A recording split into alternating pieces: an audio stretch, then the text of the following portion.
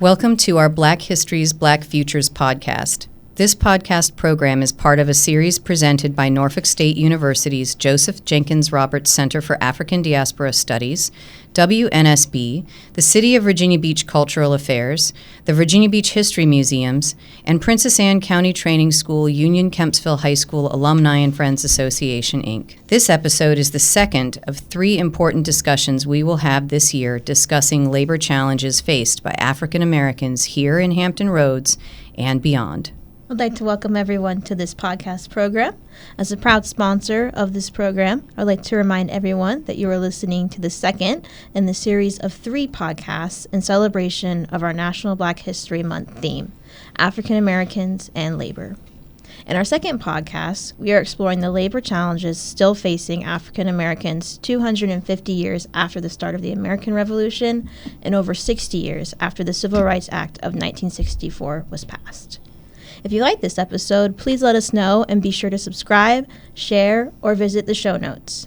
Now we would like to hear from our moderator for this program, Dr. Cassandra Newby-Alexander.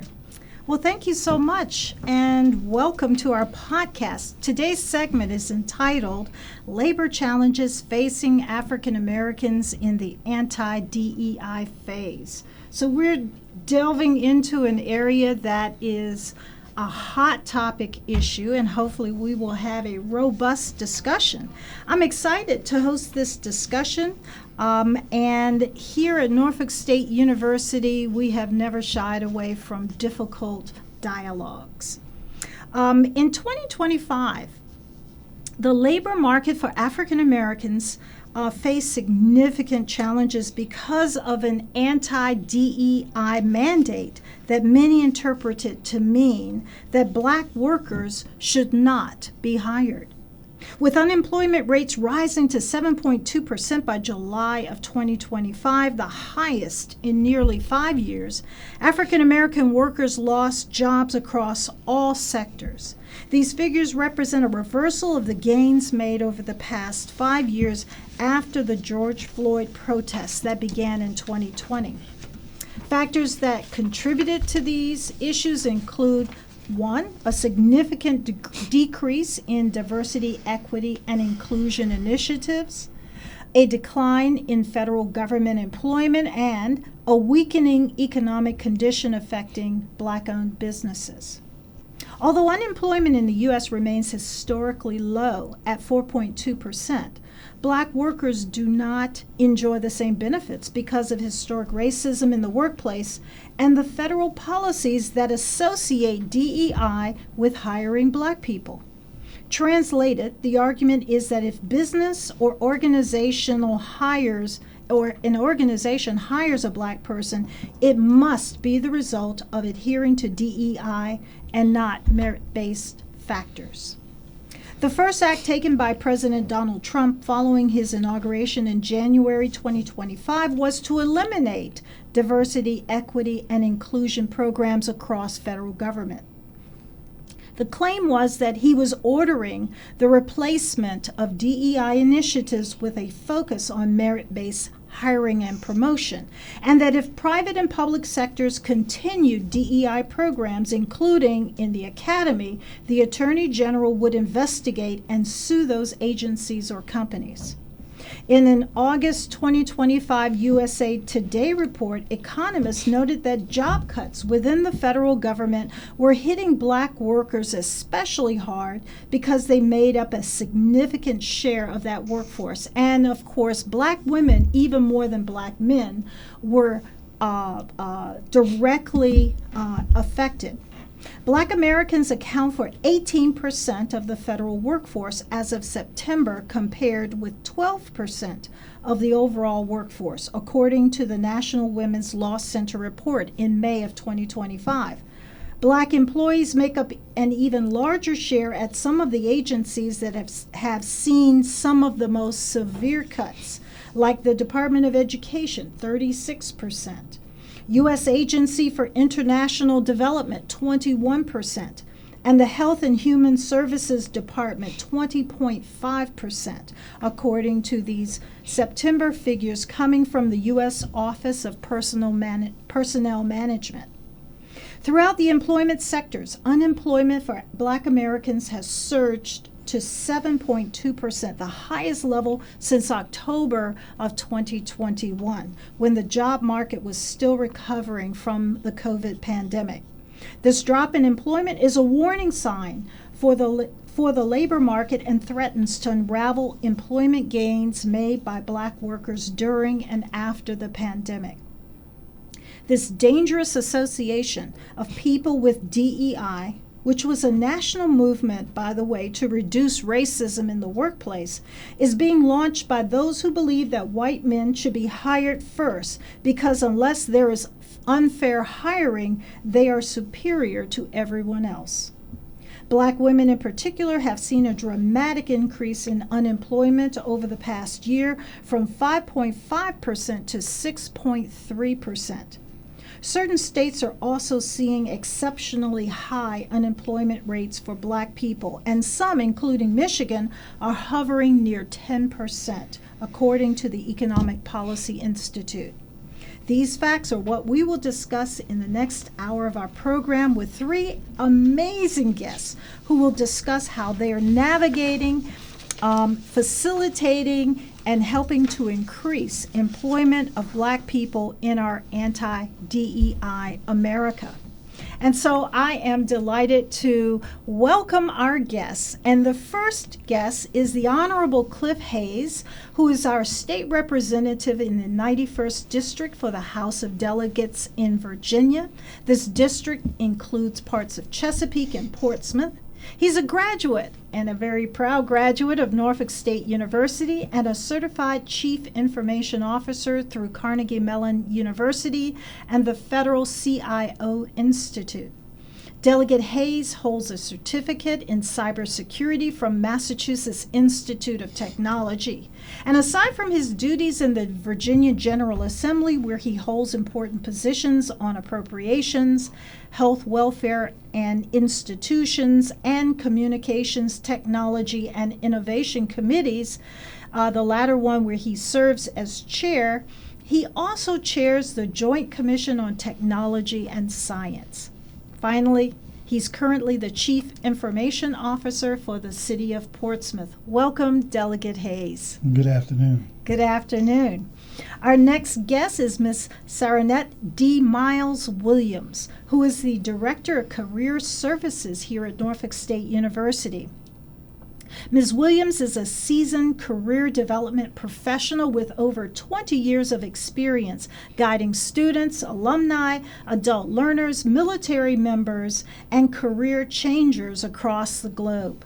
She currently serves at Norfolk State, even though she had prior roles at Virginia Tech, University of Florida, Regent University, and Old Dominion University. So you see, she's here at Norfolk State. So we are the beneficiaries of her long years of experience. Her expertise includes career exploration, major selection, job search strategies, and professional transitions. She holds a BS in finance and an MA in education with a focus on educational leadership and policy studies. Her leadership roles include the SOACE, or SOACE, the NACE, the NASPA, which she'll tell us all about, and the 757 Collaborative. She's passionate about workforce development, and she loves to share insights on trends and strategies to help people succeed. Welcome, Ms. Williams. I'm delighted to be here. Thank you. Thank you. And our last, but certainly not least, guest is Ms. Michelle Ellis Young, who is the CEO of the YWCA of Southampton Roads with over 30 years of experience advancing the mission of higher education, nonprofits, and corporations through community-centered organizations. And of course, that's the very heart of what the YWCA does. As CEO of the YWCA in our region, she stewards the organization's mission of eliminating racism, empowering women, and promoting peace, justice, and freedom. She is committed to building an inclusive marketplace by leveraging a cross-sector approach, which means engaging businesses, civic, and community partners, and creating spaces where people can use what she calls their T5: time, talent, treasure, testimony, and truth to strengthen the community. She's a proud native of New Orleans, and she is an award-winning leader, trained communicator who earned her BA in radio television from the University of Houston, an MA in counseling with a concentration in college student development from Hampton University, and pursued doctoral studies at West Virginia University. She's also an ordained minister and a member of the Zeta Phi Beta Sorority Incorporated. And she is a graduate of both the Civic Leadership Institute and Lead Virginia, class of 2023. Welcome, Ms. Young. It's awesome to be here with you, my sister. Well, I'm going to divide our discussion into two parts. This first part, I want to just kind of give us a lead-in to what we're going to talk about. In many ways, the U.S. Supreme Court paved the way for this anti-DEI movement when it struck down affirmative action in college admissions. Chief Justice John Roberts had championed this, and the dissolution of the Voting Rights Act, all of which targeted erasing the long-standing promises of the American Revolution, is what leads us to where we are today. Afterwards, we would see conservative groups targeting DEI efforts at dozens of companies, and the ranks of black executives as a result fell 3% from the year before, and it was twice the decline that we would see among white executives. The anti-DEI position of the federal government that extends to everything related to black people and black culture has created an antagonistic posture against the black workforce that appears to be hurting black hiring rates.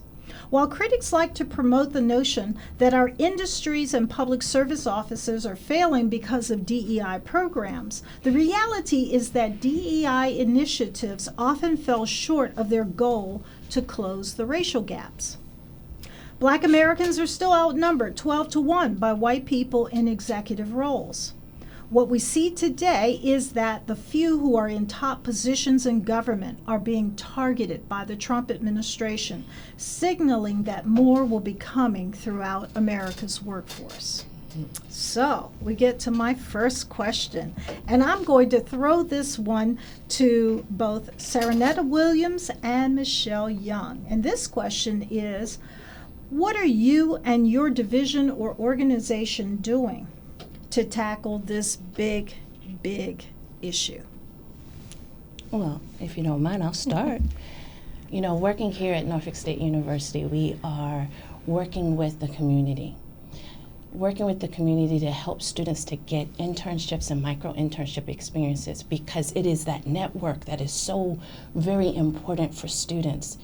When you hear about all the dismantling that's happening, reaching out and making sure that you know about opportunities and to be able to have someone coaching you that's inside the organization is so important. So building those collaborative efforts is one of the important things we're doing.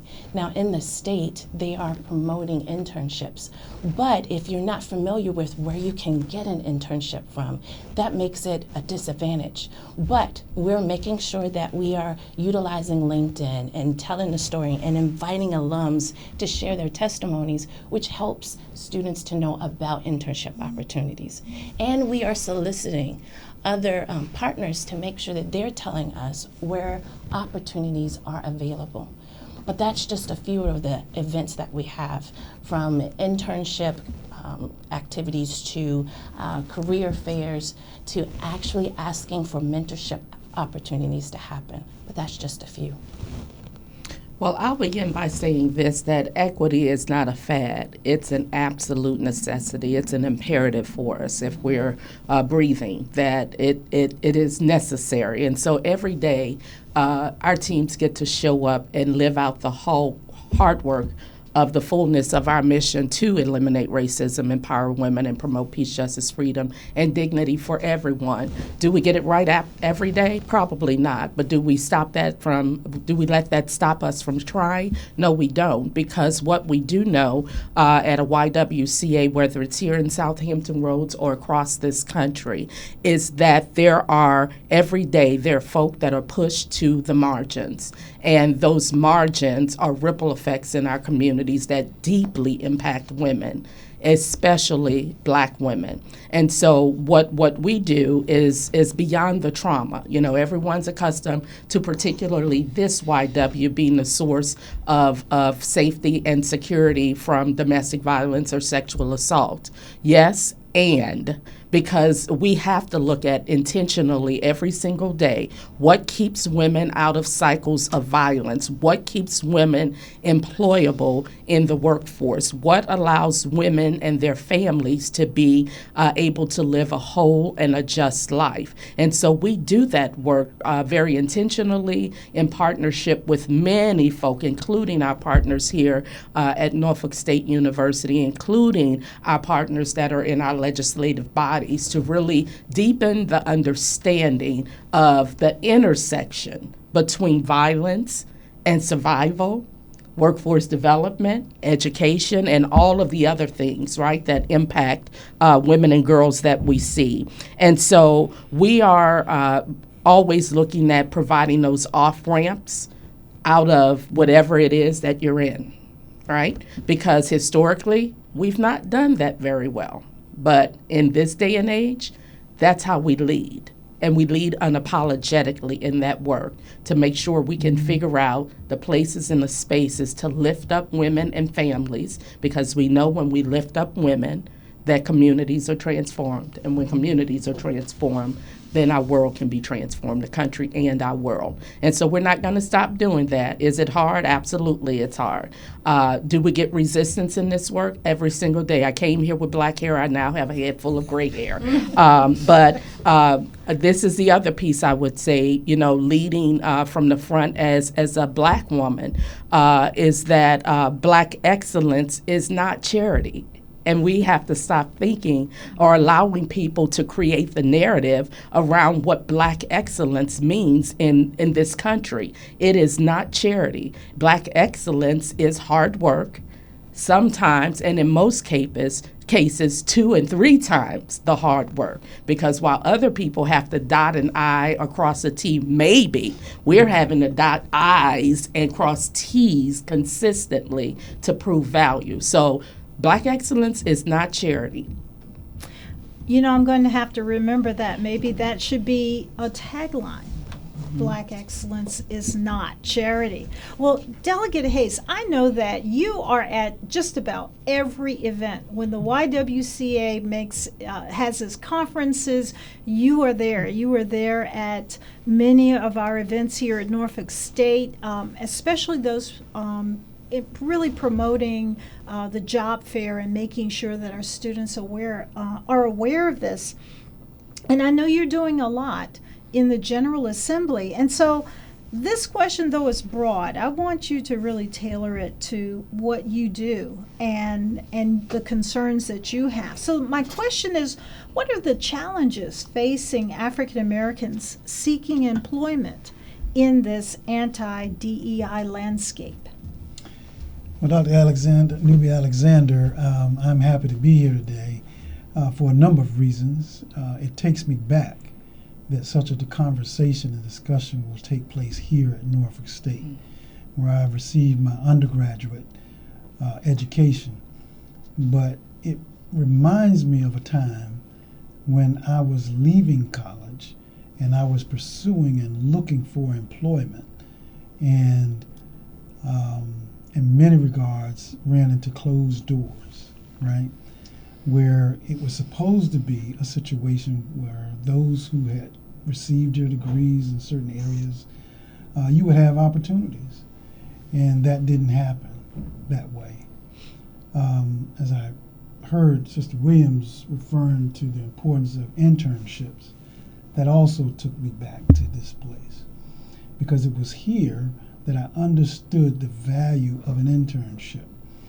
I understood it, even to the tone of not worrying about what the pay would be for me to participate and to learn. So it was a volunteer internship that I took advantage of as advised by my advisors and mentors here on the campus. And that paid dividends for me. But I also had a pretty eye-opening, at the time, crushing, but looking back on it, educational experience, where I learned how hard you need to push in order to get where you want to be, right? So I was an employee part-time in my senior year here with a local company. I don't want to call them by name, but I worked there as a double major in information systems and a minor in accounting. So I was working in their accounting department, and I was told that the company internally had a process for those seeking to fill positions or take on new roles, that it was the practice of the company to automatically extend a interview with those people internal to the company, only to find as a senior majoring in computer information systems, and there was an opening, right, in their then data processing department, and I was excited about the opportunity. So I went over to Human Resources. I told them my interest and that I was a senior, and I provided to them transcripts and all of this other stuff, and they promised me that I would get at least an interview. Only months later, finding out that they had filled the position. And when I approached them to find out, how did you fill it, when here on our company guidance, it says that everyone who's working here will get an interview for open positions. Well, I got the old, we apologize, but we lost your application. Wow. I mean, this wasn't where I just threw my name into a pool. I initiated contact with them. They knew exactly who I was. They knew how close I was to getting my degree. And then to find that my office was literally right across the hall from HR. Mm-hmm. So, yeah, I mean, I crossed paths with these folks every day. They knew that I had applied. They knew I was excited. All of this because I worried them to death. I just kept worrying them. Only to have that experience, right? And it was an eye-opener for me as a youngster at that time, pursuing this career that I so passionately wanted to be involved in. And then later to learn that the individual who was hired didn't have a degree, even though the degree, they said, was a part of the requirements. So that was an early lesson for me in terms of what challenges we would be facing throughout our career to make sure that you are well prepared for one, that you would excel at a pace and at a rate and in a way that would be of excellence, and don't apologize for the path that you have taken that has prepared you. And so I did all of that and decided then to take on this intern, or late in my year, intern/externship with the city of Portsmouth in IT. And I continued working for that company part-time because they wouldn't hire me full-time because that was a way of what I've learned now of keeping them from paying for my benefits or anything of that nature. They would work me 39 hours a week. Mm-hmm. Then I would simply drive to Suffolk on those other hours and take up an internship with the city of Suffolk in IT and learn my craft, building from there. And here we are from close to 40 years later, much I've learned. Well, of course, it sounds like you, because this was in the mid-1980s, Yep. and that was in the middle of our anti-affirmative action period in American history. And because Reagan started that, and it was continued under George Bush. And so there was, when I went to school, I graduated, and I'm telling you how old I am now. I graduated in 1980, and all of my classmates from Hampton Roads refused to even try to get a job in this area because they knew it was not possible. The law firms, all the major law firms in Virginia, but especially in Hampton Roads, refused to even hire a black person to be a secretary in their law firm. And I met some of the lawyers who worked who talked about how racism was so pervasive. And so there's this illusion that it's all about merit, Right. when the reality is that it's not. And those who have a little gray in our hair, if not a lot of gray in our hair, I'm talking about myself here, understand this is what we're facing, and we've seen this before. We've seen this movie before. We know what the tactics and strategies and arguments are. Now we're going to shift gears and talk about where do we go from here, and how do we fight the same movie? How do we, what are the strategies now that we have had quite a bit of experience, not just in terms of our society, but personal experience? Where do we go? How do we fight this resurgence once again of racism that's couched in terms that don't sound like it's bigotry, but it really is?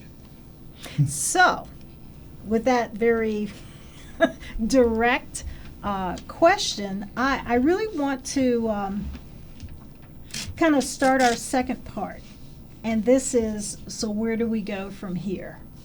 Following the Trump administration's flurry of measures that reshape the federal government by weakening key public services for people across the country with severe reductions in workforce, that includes the reductions in the Social Security Administration, the Department of Health and Human Services, the Department of Veteran Affairs, and the Department of Agriculture. Indices show that these measures are directly and negatively impacting black households. Federal public service has been important for black workers because of its good pay and benefits, and we're also seeing groups or heads of agencies like the Department of Education targeting funding for HBCUs. So on one hand, they're taking millions away.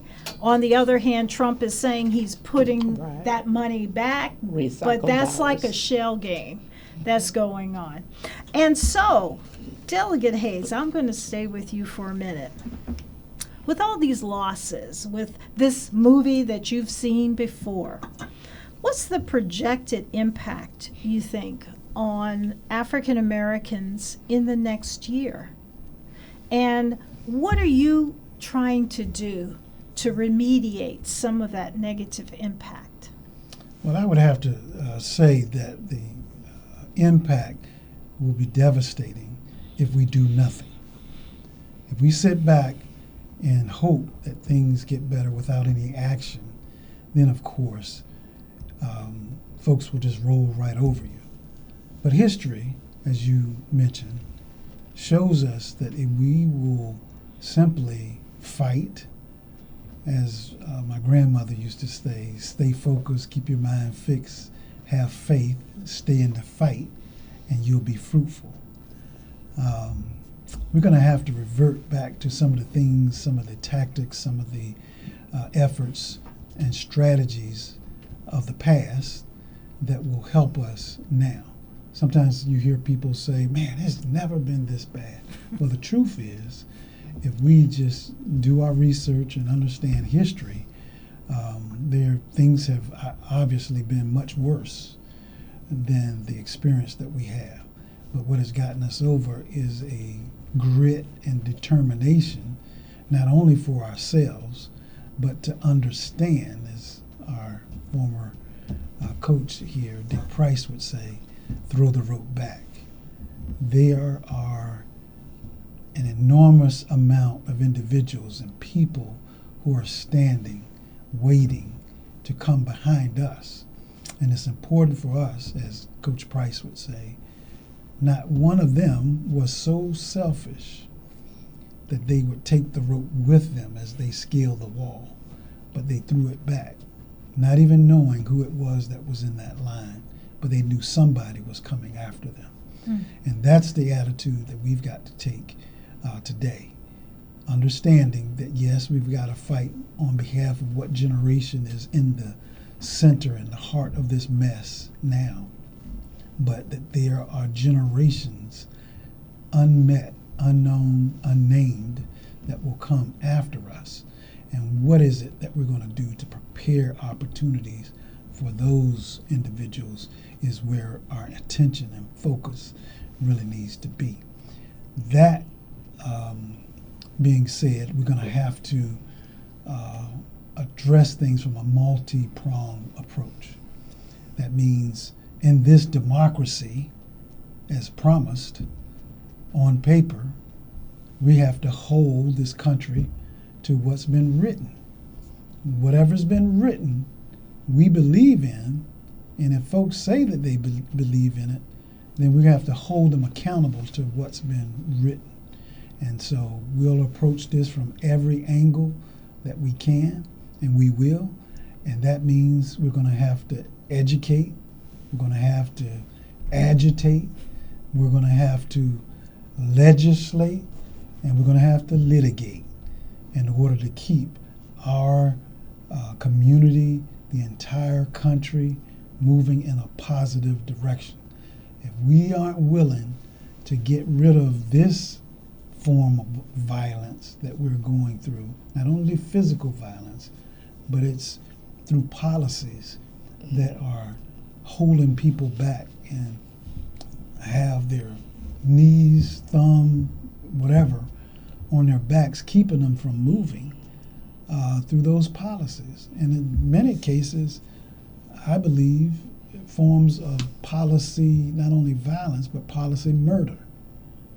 So let us stop telling falsehoods before the church at the funeral, saying, oh, how sad it is that God came and took them away and carried them away.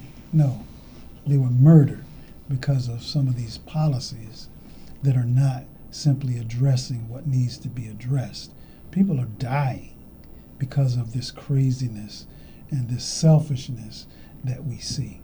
And it's important for us to make sure through policy, through laws, again, like I said, even if we have to, where necessary, litigation is going to be the path that we've got to take. Through legislation, we end up as legislators, part of our responsibility also is to staff the courts. Who will our judges be? That's done through a legislative process. At the state level, each one of the judges that gets appointed, it has to come through the General Assembly, and we decide who those people will be. The only way to guarantee that that is those are appointments that line up with what you believe is to make sure that people that are elected, like the other hat that I wear, their principles line up with yours. Because this is, as you said, a crazy time. I guess crazy being in the French, the root word being crazy means broken. This is a broken time that we're going through. But we've got to make sure that as we're going through this craziness, we're going through this brokenness, that we are standing in such a way that the folks that we have, even not only elected positions, but those at the courts that we have, that those are people who are going to follow what's been written on paper for this country. How ironic is it and crazy it is to have, in this time, the same Supreme Court to rule recently that it is not constitutional to hire based on race, but that same Supreme Court will say the ICE agents can go arrest and grab people because of race. How crazy, how ironic, how scary this time actually is.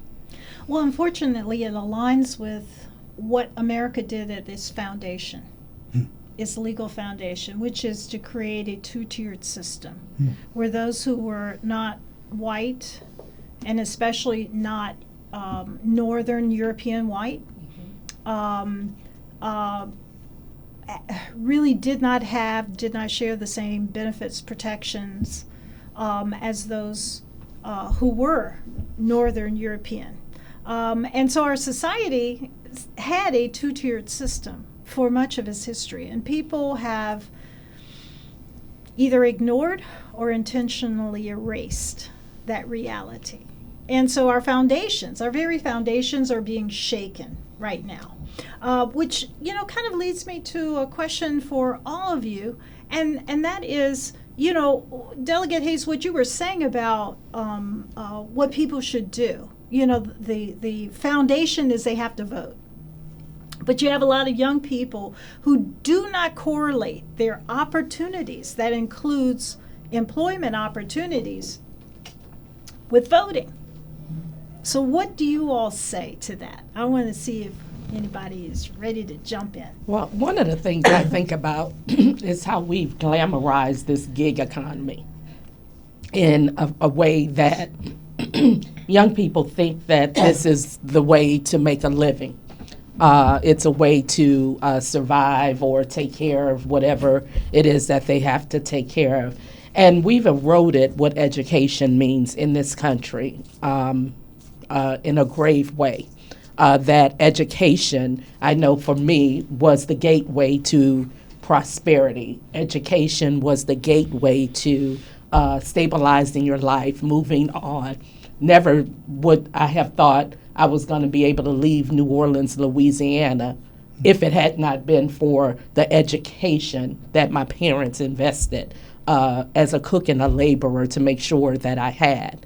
And so we have to get back to the center of who we are as a people. We've always been very smart. We've always been talented. We've always been inventionists and entrepreneurs and all of the things that we don't think we can achieve because we can make a fast dollar. And that fast dollar can lead to a slow death or a fast death in some cases, right? And so I think we have to get back to the center of education. The other piece I think about is, what does community mean to us? And community has been everything in the Black struggle. And these are the times where we really have to get to know our neighbors, because we don't. I have to buy sugar. You have to buy rice. You have to buy flour so we all can eat. And we have not seen the worst of what's to come, because it's going to plummet. And our young people are very comfortable in what they have in front of them right now. And as you said earlier, don't realize that there is a tomorrow that is devastating to their today. And so how do we compel them to see the future? I almost feel like I was doing the tagline for NSU, right? We see the future in you. See, my money comes here too. But we have to implore them to be able to see past those immediate gratifications and getting back to the center of what worked for us in those struggle years. It was community. It was the church. It was education and inspiring change for them through those avenues. And education doesn't always mean 2-year, 4-year degree. It can mean a trade, but that trade is a stabilizer for your future. And so we've got to get them inspired in different ways that really allow them to see beyond immediate gratification, because tomorrow looks awful. That is so true. I was going to really agree with you. I've been so, I think, taking in ideas that I had when I was a kid. And so my parents would watch this show, Keep Your Eyes on the Prize, a PBS show. And I thought to myself, I don't think my kids even have seen that show. And so that Instagram, TikTok, it has to be short. The messaging is one of the key things that both of you have mentioned, which brings me back to the importance of the telling of the story and getting them to hear. So with that said, I remember my parents talking about the Green Book, and they have a movie about it. But when you see the Green Book and you see the movie, you don't think of the importance of the tool and the necessity of it now. So when we think about practical resources, we need the Workforce Green Book. Now, it took 30 years for them to create the conception and make it. We don't have that kind of time because the students, our kids, our future, they don't sit around to work on stuff long periods of time. But to be able to figure out ways where we can tell that story is so important. So I love the fact that this is a podcast where students can then see it, the visual piece. I love the idea of we got to hear your story, to be able to hear that in 1980 you had that experience, and it has happened with other students that may not be reporting it. When the White House did the activity that they did in the early part of this year, so many students lost internships that were promised to them, that they had signed paperwork, that they stopped looking for those internships. And then when the career fairs were over, all the activities where recruiting were taking place were over, that's when they got the rescinding offers. So they could not participate in those internships. So if you can imagine students just trying to figure out what to do, and because of the Instagram sort of situations, they just decided, okay, I'll volunteer, which is important. But if the whole state is looking for you to do internships, how impactful that was. So to hear what you did is important messaging that the students need to hear. So being able to cut this into clips so that students can hear that soundbite. When you faced a closed door, this is what our alums have done before. When you hear about this has been denied, this is what you do, you rally and have that conversation. Instagram and TikTok and all of that needs to happen for this generation, because how we did it is not how they do it. And it's so interesting. So with that said, here was the strategies that I wrote down that I thought would be helpful is, one, making sure that our allies or our advocates encourage what we call blind interviews, or where they remove names and universities off of resumes and get people to pick individuals based on that. We need to advocate for that, because the closed doors, they look at names, they try to figure out things. Whether we say it's bigotry or not, it's happening. Whether they own what they're doing, it's happening. So if we come up with activities that have been around for a while and keep championing those, that helps. Number two, making sure we document. I do personally hate the TikTok activities, but as students have experiences, they do need to share the success stories and the negative ones. And then the most important thing, those micro internships, making sure that that's happening in our community, where more of our businesses, Black businesses, minority businesses, brown businesses are hiring interns. One of the key things that I've heard over and over again for many businesses is that they don't have the funds for that. But there are funding that the legislature has come up with for that, but it's not in the community. They're not aware. So telling the stories of, at NSU, we've been hosting at the Innovation Center how to, create an internship to make sure you are in place for those funding activities, and two, how to take advantage of those activities, because it is so important that our community, as you mentioned, whether you have rice or flour, that story has to get out there, and most have to be more aware of it. Well, you know, that is such an important statement to make, to alert people, look, that door gets closed, there's a window.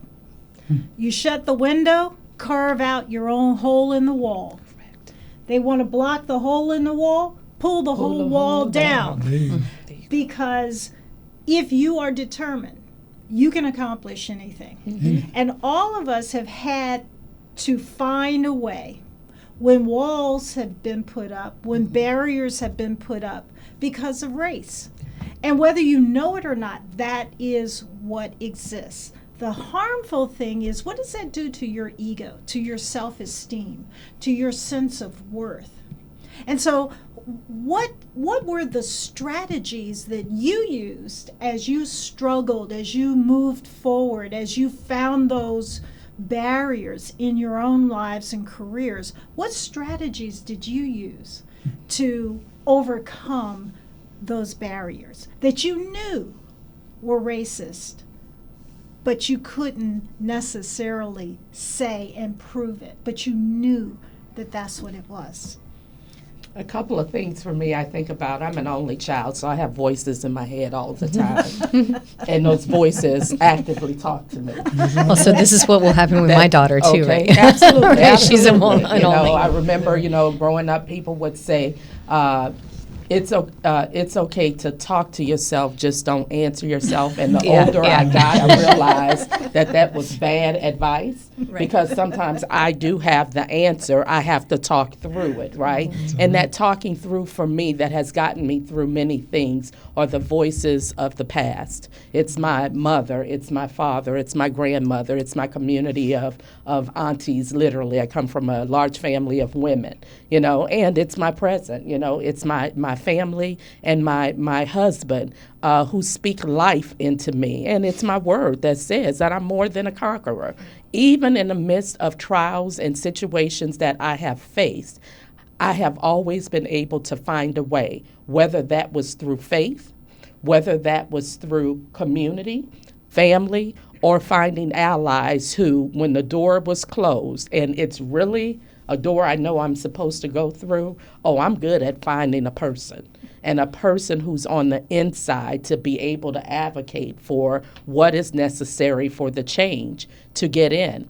And there have been times, though, where I've done that, and then I realize, y'all ain't much here. I don't want to do this, right? Because I have choices. And I think that's what we lose sometimes in thinking that we have to be in spaces around certain people or doing certain things to have arrived, is that we lose voice and we lose choice. And so I make it a point every single day to not lose those two pieces of who I am.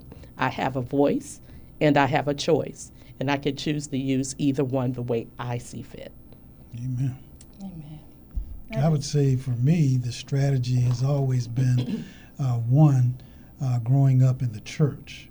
So my family stressing the importance of our faith will put us in situations that we weren't, in some instances, expecting to achieve or advance. But if you just have that faith and put works with it, then there have been countless examples of how you thought it was the end, and then a new chapter got written.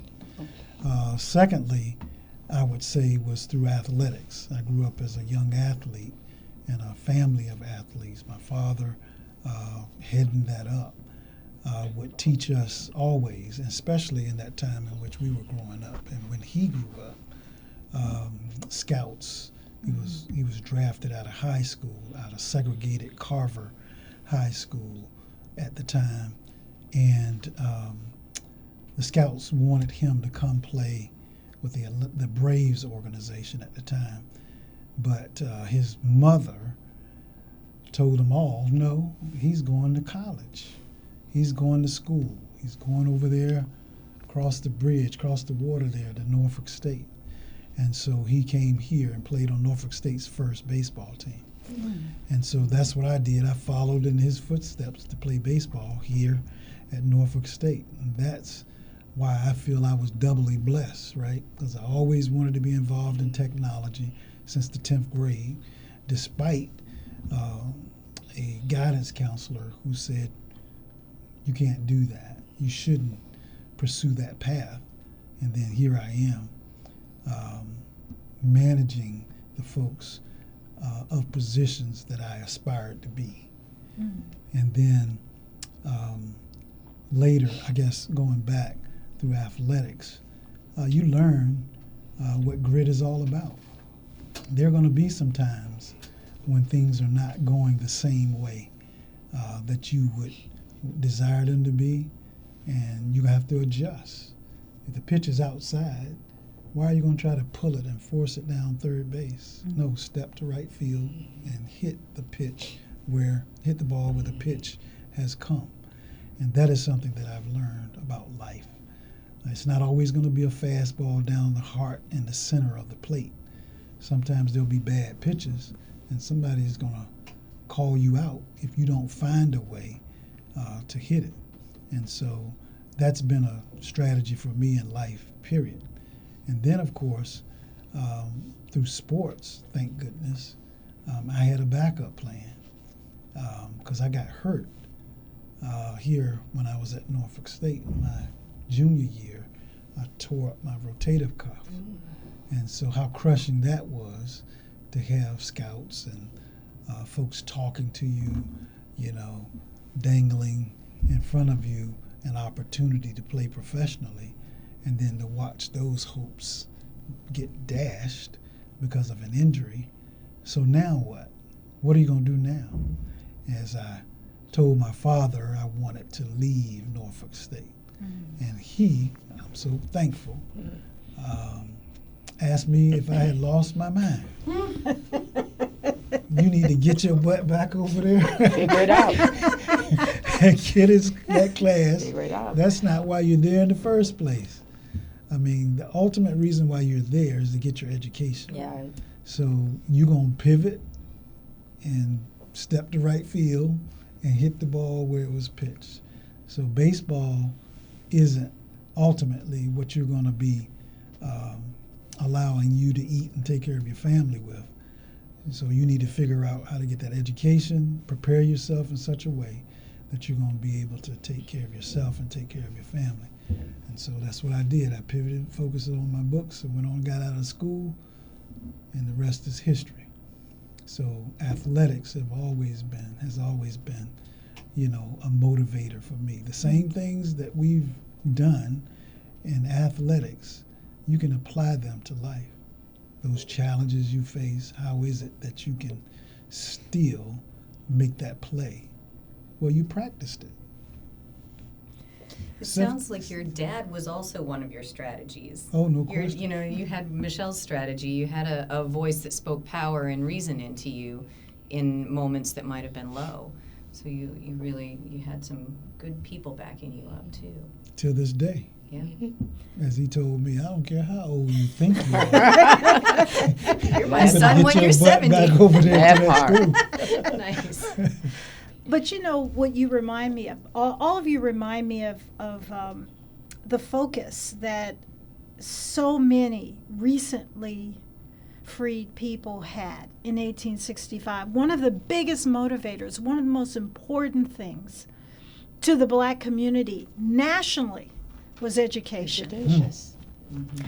Education, education, education. Because with education, you not only have a pathway to success, but education also opens your mind so that you see who you really are. You see what's really going on, and you begin to see what's really important. Right. All of the things that distract us are unimportant at the end of the day.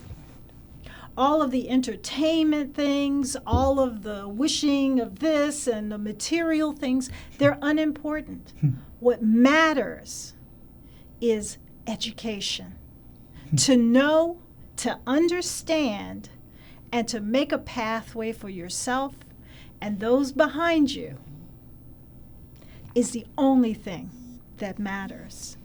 And with me just busting in and saying that, I'm sorry, I'm thinking, the historian in me had to come out. Yeah, but see, we're at that part of the podcast now where they're starting to say things, and you're like, oh, that's really resonating. That's really wonderful. Okay, now we just want to have the chitter chatter. Like it always happens. It happens like somewhere along the We're moving into the third quarter. Yeah. Oh, And, yeah. You felt it. The spirit moved you. It's all good.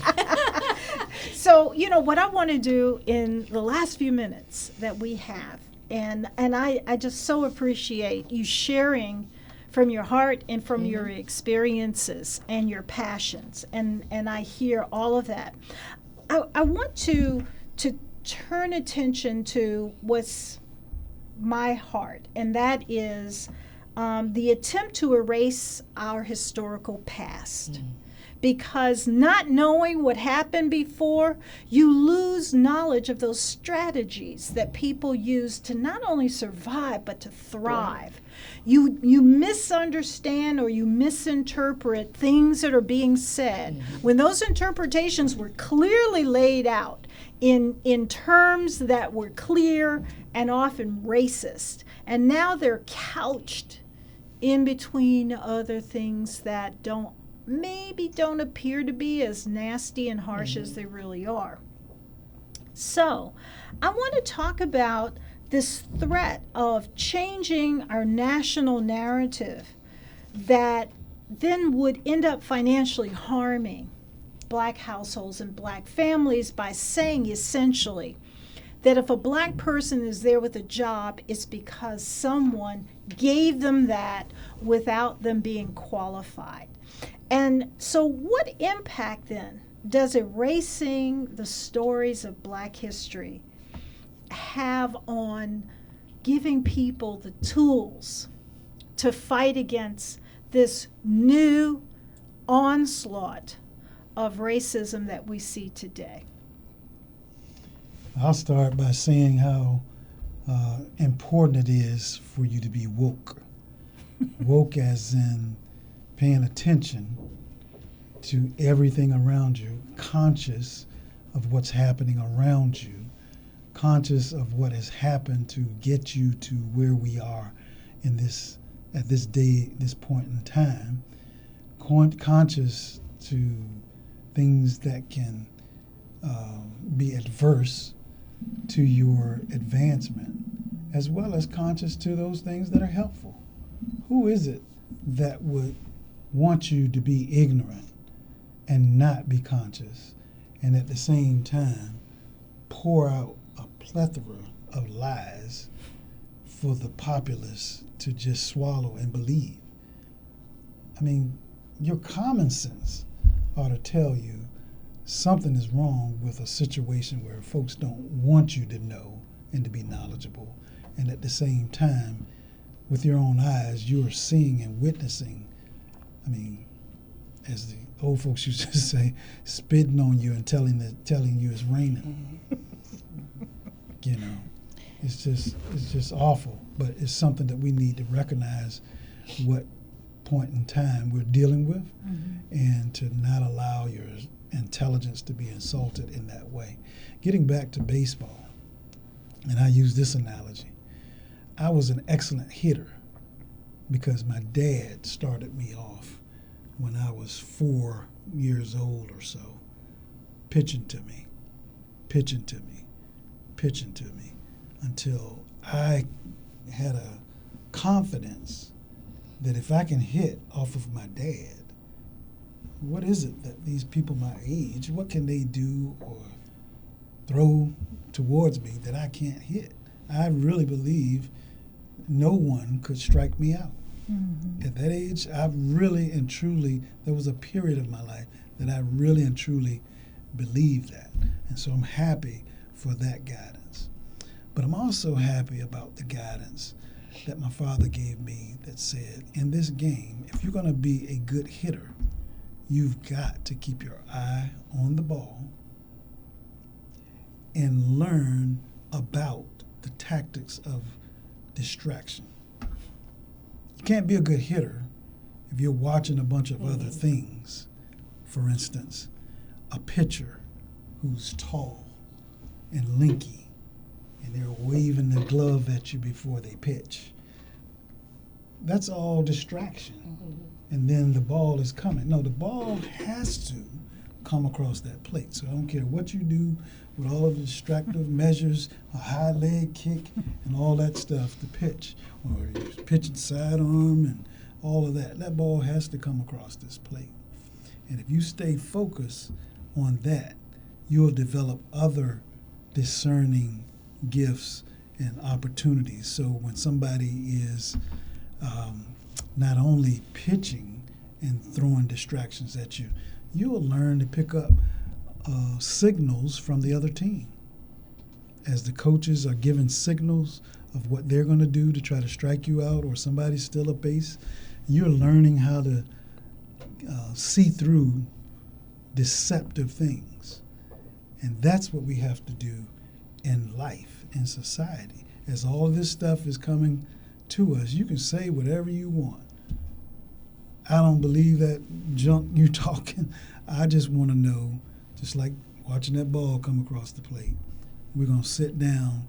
You have to explain to me and make sense out of what you're saying. I'm not just going to follow what you say.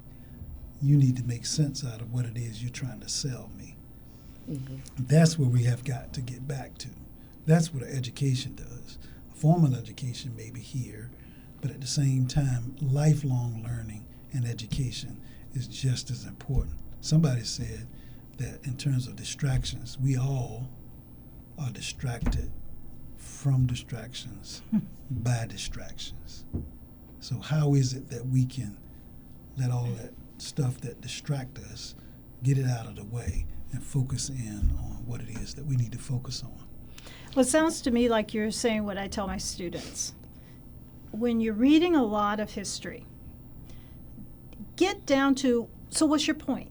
Mm-hmm. What are you really trying to tell me? What are you really trying to argue? Mm. All the rest is blather, or all the rest is the supporting stuff. But what is the main point? And so many people don't have that experience of drilling down to what's that main point. So that analogy of the pitcher with all the distractions, helping you to take your eye off the ball, is exactly what I was telling students, just in a different way. And I love that analogy. Yes. I was just going to agree with Delegate Hayes. The importance of, he mentioned earlier, grit. Having that knowledge about what grit is and what grit is for that person, because we all have a different definition, but the end result is so important. The second one, that pivot, it is so important for students to know problem solving and being innovative is important, because that's a necessity in the workplace. That's something no one can take away from you when you are able to articulate how you problem solved, how you have pivoted on the job, on the dime, the innovation. And then number 3, making sure that you give back, giving back, being your stories, being the giving back the authenticity of I've had this experience and being honest about it. Those are so important. When those things happen, then you have the great stories about how you've experienced stuff. Then students can see themselves multiplied. Because when I think of the museum in DC and taking my kids there, that was an educational experience. It took us 18 years before I could get my child there, and we don't live far, but it was just the planning and going. But for her to see the stories there, and to be able to see herself in the multiple generations. When I think of what removing that history will do, she may not can see herself in those spaces. And I may not can explain what I have never experienced if she can't see herself in those spaces. So the importance of education, whether that's books or museums or art, we need to make sure it's not erased, because we don't know how somebody interprets education for them. It could be visual, it could be sound, but we need to make sure we work diligently to make sure it's not erased, because it could be a baseball story, or it could be a church story, or it could be how you help in the community, but it's so important, that portion of education. But again, because I work at Norfolk State is a great school for a great education. Throwing that out there. Absolutely. Yes. You know, I go back to the question of erasure, and when we erasing history is probably one of the most dangerous detriments to our people. because it strips us of our identity and our agency. That erasure, in a lot of ways, is equivalent to our history, and the erasure of that history is equivalent to economics and how far we can go as a people. Because if I can convince you that you never existed, I can convince you that your people didn't do certain things, even though they're books and documentaries and all of these things. But if I can convince you that those things are not real by eliminating them from the systems, then I can control you as a person. And so I go back to Saranette, what you said about those stories and why those stories become critically important to legacy and to living beyond the day. I'll take it back into my organization, and it's really through your help of helping me to understand the importance of the story and the real story of this YW. And I think every day about Laura Etta Davis Titus, and I think about what she meant to community beyond the pain that women were experiencing in the early 1900s, beyond the things that the system said that they could not do. It was her grit, and it was her innovation. It was her ability to change the hearts and minds of white men to support her, to visualize a dream that could transform the lives of women in this community. And when I think about that story and where we are today, there has to be more than just a shelter to help a survivor for us, right? I go back to what she did. She was an innovator. She was an entrepreneur. She taught women, the organization taught women basic secretarial skills, taught them how to be seamstresses, taught them education. And those are the things that we have to now do and are going back to doing through robust programming that's going to allow us to transform how women and girls and marginalized communities see themselves, because their identity and their agency matters so much, even in the most pressing and trying times that we're in. And we have to remind ourselves that we are each other's keeper, that we do have support systems that are out there that will cause us to be better if we allow ourselves to lean into those. And so I'm as fearful. Well, I'm not afraid. Let me take that out of my language. As fearful as it may be for some folk, and that's a reality, as fearful as it may be for some folk, we've experienced this. Our legacy is rich in this, and we got receipts for this on how to do this. And so when we decide in our mind to activate and to think differently and do differently, it's going to get real fast, just like it is on the other side. But we've taken charge to take our identity and our agency, which is our power, and we use that to our benefit and for the glory of God. Well, with that, there is nothing more for me to add. I want to thank my incredible guests and the listeners out here who took the time to listen to this important discussion. I want to especially thank Delegate Cliff Hayes, Saranette Williams, Michelle Ellis Young. Your insight has left us wanting more. And our next podcast hopefully will give you another taste, asking you to or asking us to give you more. Our next podcast in December is entitled Reimagining and Co-Creating a New Economic Landscape for African Americans. Our guests for this next episode will be Virginia Delegate Jackie Glass, Dr. Timothy Goler, and Associate Dean Chinedu Okala from Norfolk State University. And I want to conclude our podcast with this. It's a statement from Winston Churchill, where he says, "The farther backward you can look, the farther forward you're likely to see." Thank you all so much. Thank you for our sponsors' support of this podcast, and we'll see you in December.